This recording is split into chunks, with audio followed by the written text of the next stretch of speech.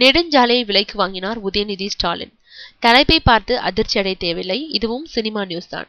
நெடுஞ்சாலை என்கிற திரைப்படத்தை உதயநிதி ஸ்டாலினின் ரெட் ஜெயின் நிறுவனம் வாங்கியுள்ளது.